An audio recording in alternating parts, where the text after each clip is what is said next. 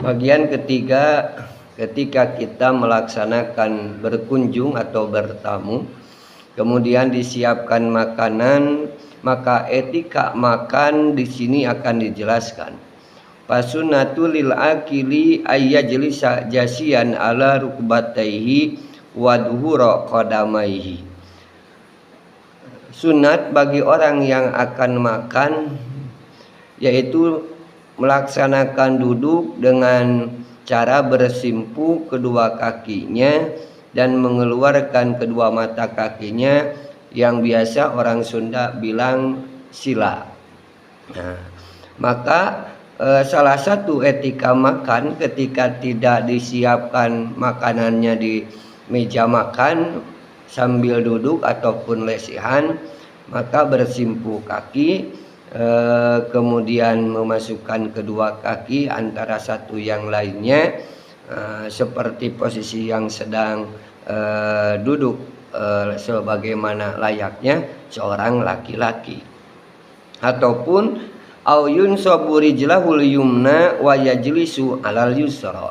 Nah, ini yang termasuk sunnah juga, yaitu memposisikan, memberdirikan kakinya yang sebelah katuhu wa yajlisu alal yusra, dan menduduki kaki yang sebelah kiri. Contoh seperti ini. Nah, seperti ini duduknya, maka tangan kanan di atas kaki yang sebelah kanan, kemudian ini memegang piring, kemudian kita makan. Ini masih termasuk sunnah. Yang misalnya duduknya sambil lesehan, diperbolehkan duduk seperti ini. Ini kaki sebagian kanan, tangan di sini, kemudian ini memegang tempat makanan atau tempat hidangan, piring dan yang lainnya, kemudian kita makan seperti ini. Nah, itu diperbolehkan, masih termasuk sunnah. Tapi itu pun apabila tidak merasa tersinggung pihak dari orang yang didatangi ataupun yang menerima tamu pribumi, misalnya tidak merasa tersinggung dengan cara makan seperti itu. Jadi yang termasuk sunnah yaitu makan ketika posisi lesehan, duduk dengan jisian, ataupun menggunakan tahanan kaki yang sebelah kanan, posisinya yang seperti tadi diceritakan. Nah, wa yukrahu al aklu muttaqian wa al mutamad, dan dimakruhkan kita makan sambil senderan. Nah, itu menurut kaul berdasarkan mutamad, apalagi muttajian, misalnya sambil berbaring, maka sambil duduk posisinya kaki dilipat, kemudian boleh juga tadi menancapkan kaki sebelah kanan seperti ini, kemudian tangan kita yang kanan ditempatkan seperti ini, dan yang satu lagi yang kiri memegang nampan atau piring biasa makan. Nah, apalagi ada kenikmatan tersendiri apabila kita sedang makan di rumah sendiri. Kalau di tempat orang, kalau menjadi masih hal yang gampang, makan secara biasa yang pertama yaitu dengan cara melipat kaki. Kemudian ketika disuguhi kita minuman, minum pun di sini